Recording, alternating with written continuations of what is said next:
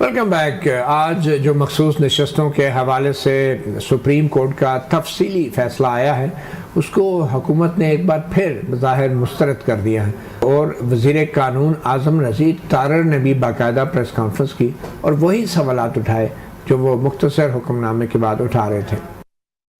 یہ سارے سوالات ویسے کے ویسے جو ہیں وہ کھڑے ہوئے ہیں۔ ایسی سچویشن کریٹ ہو گئی ہے کہ وہ پارٹی جو کہ فریق نہیں تھی، وہ پارٹی جو بطور پارٹی نہ الیکشن کمیشن میں اس طرح سے مانگنے گئی، ان پروسیڈنگز میں تسلسل سے میں بات کروں گا، نہ وہ پارٹی فریق بنی پشاور ہائی کورٹ کے سامنے، نہ وہ پارٹی فریق بنی سپریم کورٹ آف پاکستان میں پاکستان تحریک انصاف جو ہے، اور جو ایک درخواست تھی وہ کنول شوزب صاحبہ کی تھی کہ میں کیونکہ ادھر سے سنی اتحاد کونسل کی طرف سے کینڈیڈیٹ نامزد ہوئی ہوں تو یہ سیٹس ہمیں دی جائیں۔ آئین کے آرٹیکل 51 اور 106 کی منشا ہے کہ آپ نے الیکشن جیتنے کے بعد 3 روز کے اندر اگر آپ آزاد حیثیت سے منتخب ہو کے آئے ہیں تو 3 روز کے اندر آپ نے کسی پولیٹیکل پارٹی کو جوائن کرنا ہے، اور وہ irreversible ہے اب قانون کے تحت۔ تو ثاقب رشید صاحب ایک تو یہ بار بار وہی بات کر رہے ہیں کہ پی ٹی آئی پارٹی نہیں تھی، فریق نہیں تھی۔ میرے خیال میں تفصیلی فیصلے میں تو 8 ججوں نے جو ہے بڑا واضح کر دیا ہے کہ معاملہ کسی کے فریق ہونے یا نہ ہونے کا نہیں تھا، یہ لوگوں کے ووٹ کا حق تھا جو مارا جا رہا تھا، اور پھر سیاسی جماعتوں کا الیکشن لڑ کے حکومت میں آنے کا ایک بنیادی حق تھا آرٹیکل 17 کے تحت۔ تو اس میں کسی کے فریق ہونے کا ایشو نہیں تھا، یہ تو آئین کے تشریح کا معاملہ تھا۔ تو آپ کے خیال میں یہ جو اعتراض اب لا منسٹر صاحب کر رہے ہیں، ان کی کہیں وہ ٹیپ پھنس تو نہیں گئی اور مختصر حکم والی بار بار چل رہی ہے؟ یہ تفصیلی فیصلے میں تو بہت سی وضاحت آ گئی ہے۔ میرا یہ خیال ہے کہ شاید تفصیلی فیصلہ انہوں نے پڑھا ہی نہیں ہے، کہ جس طرح وہ بات کر رہے تھے کہ پی ٹی آئی تھی نہیں، حالانکہ جسٹس یحییٰ افریدی نے بھی ابھی یہی بات کی ہے، تفصیلی فیصلہ لکھا ہے، چیف جسٹس قاضی فائز عیسیٰ بھی یہی کہتے ہیں کہ پی ٹی آئی جو فریق جو کہتے ہیں نہیں تھی، وہ بھی ہے پی ٹی آئی کو 39 نشستیں دیں۔ اسی طرح 8 ججز نے بھی یہی کہا۔ یہ بات جو پوسٹ الیکشن معاملات نہیں ہے، بلکہ الیکشن سے پہلے جو کچھ ہوا، 22 دسمبر کو الیکشن کمیشن فیصلہ کرتا ہے کہ پی ٹی آئی کو سمبل نہیں ملے گا، تب سے پی ٹی آئی مائنس ہو گئی۔ اب وہ کاغذات نامزدگی جمع ہو رہے ہیں، پھر اس کے بعد 2 فروری کو سلمان اکرم راجہ الیکشن کمیشن کے پاس جاتے ہیں کہ مجھے آپ سمبل نہ دیں لیکن مجھے پی ٹی آئی رکھیں۔ تو الیکشن کمیشن نے کہا نہیں، الیکشن کمیشن نے بھی اور ریٹرننگ افسران نے بھی مختلف درخواستیں پی ٹی آئی کے لوگوں کی مسترد کر دیں۔ آج سپریم کورٹ نے کہا ہے کہ وہ 2 فروری کا جو فیصلہ تھا نا، وہ آپ کا غلط فیصلہ تھا، غیر قانونی فیصلہ تھا۔ اور دوسرا 13 جنوری پہ انہوں نے کہا کہ 13 جنوری کے فیصلے میں نہ سپریم کورٹ نے نہ الیکشن کمیشن نے یہ کنفیوژن دور کرنے کی کوشش کی، نہ پشاور ہائی کورٹ نے، کہ پی ٹی آئی سے ہم بلہ لے رہے ہیں، ان کے تمام حقوق جو ہے وہ برقرار رہیں گے، بطور ایک سیاسی جماعت شناخت برقرار رہے گی، کہ ان کے جتنے بھی کینڈیڈیٹس آ رہے ہیں ان کینڈیڈیٹس کے پاس جو سمبل ہوگا وہ تو نہیں ہوگا، لیکن بطور پی ٹی آئی ہی وہ آئیں گے۔ تو یہ بات 22 دسمبر سے پھر آگے جنوری آتا ہے، پھر اس کے بعد فروری آتا ہے، یہ الیکشن سے پہلے کے معاملات ہیں۔ اس کے بعد سپریم کورٹ نے یہ کہا ہے کہ سنی اتحاد کونسل کا یہ نہیں بنتی یہ نشستیں، کیونکہ انہوں نے الیکشن نہیں لڑا، نہ پنجاب نہ مرکز میں، نہ صوبوں میں نہ مرکز میں، اس لیے یہ پی ٹی آئی کی بنتی ہیں۔ کیوں بنتی ہیں؟ انہوں نے آگے پہ لکھا ہے کہ پی ٹی آئی نے ایک درخواست دی ہوئی تھی سپریم کورٹ میں کہ ہم فریق بننا چاہتے ہیں، بیرسٹر گوہر نے، اور اس درخواست پر سپریم کورٹ نے کہا ہے کہ ہونا یہ چاہیے کہ پہلے ہم ڈٹرمن کریں مینٹینیبلٹی کہ ان کو فریق بنانا ہے یا نہیں بنانا، لیکن انہوں نے کہا کہ ہمارے اوپر کوئی قدغن نہیں ہے کہ ہم اس کے بغیر اس کو نہیں دیکھ سکتے، اس کو ڈٹرمن نہیں کر سکتے، تو اس لیے سپریم کورٹ نے اس تناظر میں اس کو لے کر کیا۔ اور جو فارم 33 ہے، میرا یہ خیال ہے کہ پورے کیس کا کرکس وہ فارم 33 ہے جو الیکشن سے پہلے الیکشن جو ریٹرننگ افسران تھے انہوں نے جاری کیا، اس میں پی ٹی آئی نہیں ڈکلیئر کیا کسی بھی پی ٹی آئی کے بندے کو۔ یہ ایک بڑی ہی حیران کن بات ہے۔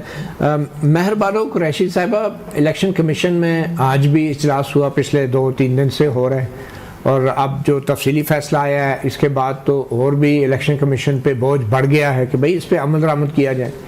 تو آپ کے خیال میں ابھی یہ الیکشن کمیشن کے پاس کیا آپشن رہ گئی ہے، اور الیکشن کمیشن پہ کس کا دباؤ ہے؟ ظاہری بات ہے الیکشن کمیشن خود سے تو اتنا بڑی مزاحمت نہیں کر سکتا سپریم کورٹ آف پاکستان کے فیصلے کے خلاف۔ جی ڈیفینیٹلی اخلاقیات کا تو دباؤ بالکل بھی نہیں ہے ان پر، وہ محسوس نہیں کرتے. مگر دیکھیں جو 22 تاریخ کو جو فیصلہ آیا, میں آپ کو بتاتی ہوں اس رات کا احوال. ہم obviously ٹیلی ویژن کے سامنے بیٹھے تھے, انتظار کر رہے تھے کہ قاضی فائز عیسیٰ صاحب کیا ہماری توقعات پر ہیلو جی آپ کی آواز آ رہی ہے جی کیا ہماری توقعات پر پورا اتریں گے یا کیا وہ آئینی فیصلہ کریں گے اور ایک درست فیصلہ کریں گے. تو اس رات جب ٹکٹس دینے میں صرف آدھا گھنٹہ رہ گیا تھا تو انہوں نے تحریک انصاف سے ان کا نشان چھین لیا. اب ہمارے جو لوگ ہیں وہ ہماری ٹکٹس جو ہیں درج کرنے الیکشن کمیشن کے دفتروں میں موجود تھے. اس وقت کیا ہوا, اور یہی ہے یہ اس بات کو یہ سننا گوارا نہیں کرتے.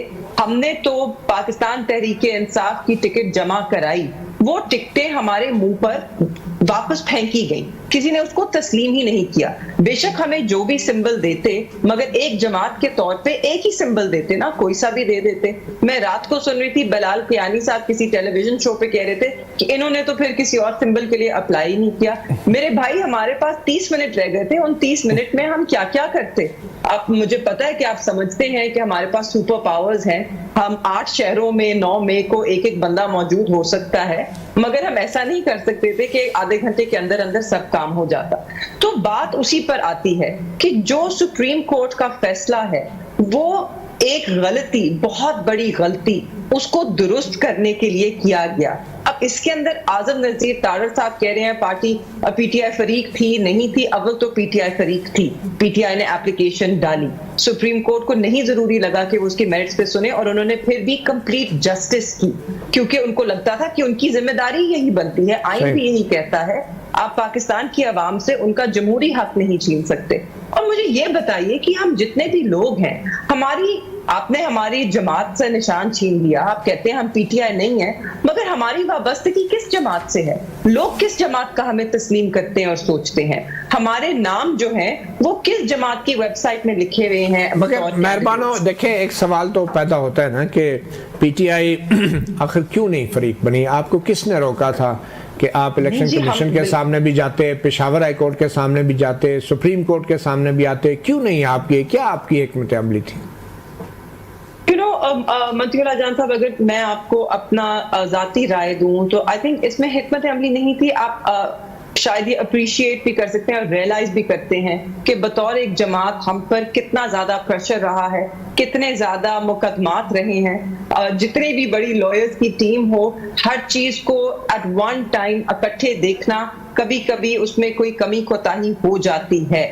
اس وقت شاید بہتر یہی سب نے سمجھا کہ تحریک انصاف کو تو کیونکہ یہ بالکل نہ سننے کو تیار ہے نہ تسلیم کرنے کو تیار ہے, تو بہتر ہے کہ سنی اتحاد کاؤنسل اس کو آگے لے کے جائے.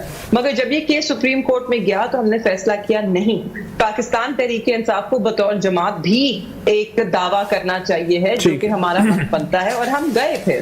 چلو اچھا, ڈاکٹر غوث محمد نیازی صاحب, آپ دیکھیں ایک سیاستدان ہیں, بڑی سیاسی جماعت کے آپ رہنما ہیں. اگر یہ 63A کا فیصلہ ختم ہو جاتا ہے اور اس میں جو منحرف اراکین ہیں لیٹ سے پی ٹی آئی کے, ان کو اجازت مل جاتی ہے کہ وہ نون لیگ کو ووٹ دے, تو یہ تو وفاداریاں خریدنے کا اور ہارس ٹریڈنگ کا ایک موقع نہیں فراہم کیا جائے گا پی ٹی آئی کے اراکین کے حوالے سے؟ اور کیا آپ کو اچھا لگے گا کہ اگر آپ کو کوئی مجبور کرے یا آپ کو کوئی خریدنے کی کوشش کرے کہ آپ جو ہے پی ٹی آئی کے لیے ووٹ ڈالیں, تو آپ کو کیسا لگے گا 63A کا فیصلہ ختم ہونا اور منحرف اراکین کے ووٹ کو شمار کرنے کا ایک اصول بحال کرنا؟ نہیں, اس میں تو خریدنے والی تو بات ہی نہیں ہے. اس میں کون خرید رہا ہے؟ کوئی خرید نہیں رہا ہے. آپ سپریم کورٹ کا فیصلہ آیا ہے, اگر آپ کو اجازت بھی مل جائے لیٹ سے کہ آپ اپنی پارٹی کے برخلاف ووٹ دے سکتے ہیں, مطلب اگر یہ اجازت مل جائے تو آپ واقعی اپنی پارٹی کی ہدایات کے برخلاف ووٹ دیں گے؟ اور دینی چاہیے؟ نہیں بالکل نہیں دینی چاہیے, بلکہ جو لیڈرشپ کہے گی, جو یہ ہمارا لیڈرشپ کا فیصلہ ہوتا ہے کس حق میں فیصلے نا, اسی کو دیکھ کرتے ہیں. یہی بات ہے نا. تو اگر پی ٹی آئی کی ایک لیڈرشپ فیصلہ کرتی ہے, سپریم کورٹ کے آپ فیصلے کو چھوڑیں, وہ کیا فیصلہ آئے گا؟ آپ بطور سیاستدان کیسے دیکھتے ہیں کہ اگر یہ اجازت دے دی جائے کہ پی ٹی آئی کے لوگ بھی نون لیگ کو ووٹ دے سکتے ہیں اپنی پارٹی کی خلاف ورزی کرتے ہوئے ہدایات کی، تو آپ کو کیسا لگے؟ اور کیا آپ کی پارٹی پی ٹی آئی کے لوگوں کو توڑ کے آئینی ترمیم کے لیے ووٹ لے گی یا لینا چاہیے یا نہیں؟